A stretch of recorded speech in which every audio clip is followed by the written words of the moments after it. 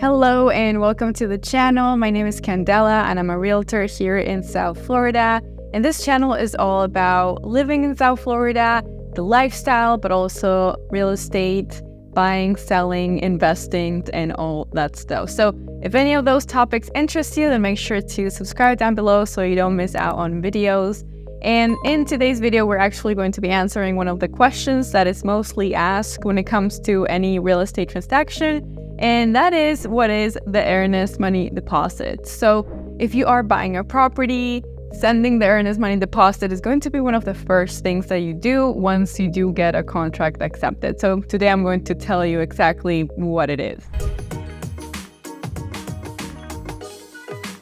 So in simple terms, the earnest money deposit is simply a deposit that the buyer offers to the seller to show the intention to buy the property. Now, you do need to know that this deposit doesn't actually go to the seller until the transaction is done. So I don't like to say the deposit actually belongs to the seller because it doesn't, but it also doesn't belong to the buyer. It belongs to the transaction and it is actually kept in a neutral account, which is called the escrow account, until the closing of the property.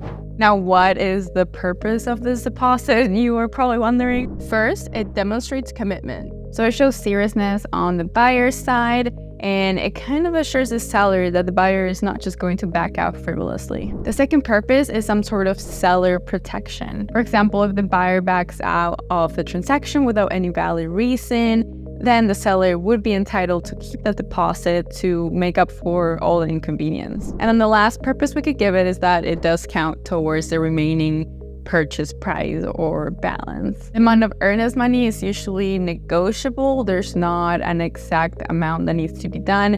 This is going to depend on the price of the property too. It can usually be a percentage of the overall purchase price. Anything between 1% and 3% of the purchase price could be a good deposit. And of course, the higher the earnest money deposit, the more likely the seller is to actually accept your offer. It does show a lot of seriousness on the buyer's side, and it will make the seller feel better about accepting your offer.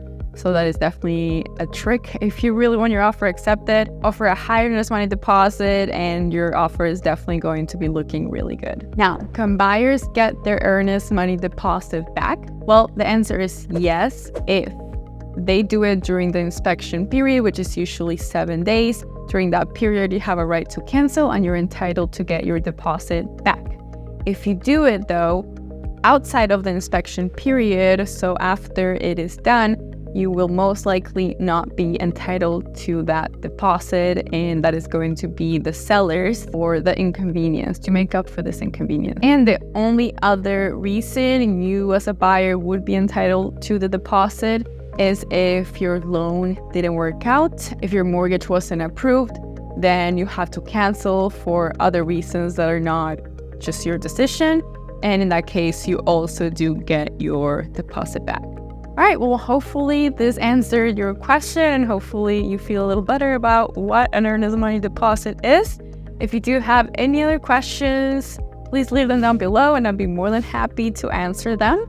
And don't forget to subscribe to the channel and like this video if you did find it helpful. All my social media and contact information are linked down below. And if you ever need me for anything, here I am, very happy to help. So other than that, I hope you have an amazing rest of your day and I will see you next week. Bye.